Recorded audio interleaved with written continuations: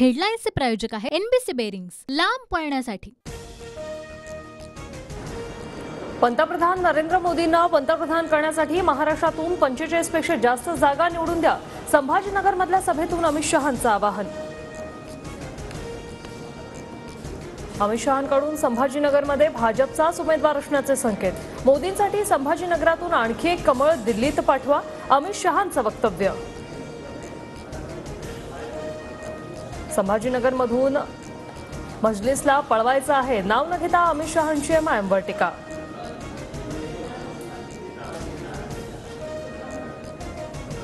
संभाजीनगरच्या नामकरणाला विरोध करणाऱ्यांसोबत बसायला ठाकरेंना लाज वाटायला हवी, गृहमंत्री अमित शहांची उद्धव ठाकरेंवर टीका।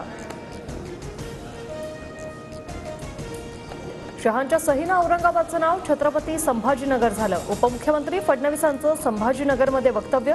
तर एवढंच प्रेम आहे तर विमानतळाचं नाव संभाजीनगर का होत नाही, ठाकरे गटाच्या अंबादास दानवेंचा सवाल।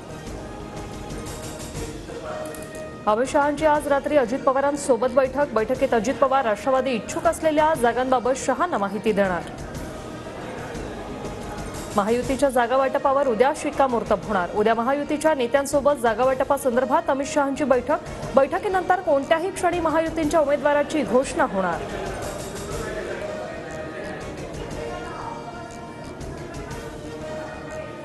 लोकसभेसाठी महायुतीच्या उमेदवारांची यादी 7 तारखेला जाहीर होणार। उद्या संध्याकाळी भाजपच्या केंद्रीय निवडणूक समितीची बैठकीनंतर भाजपची दुसरी यादी जाहीर होणार, सूत्रांची माहिती।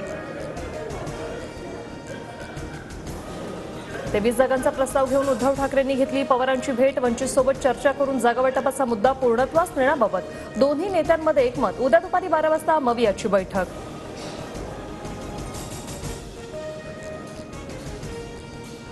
शरद पवारांना महाराष्ट्रातील जनता 50 वर्षापासून सहन करते, पवारांनी किमान 5 वर्षांचा हिशोब द्यावा।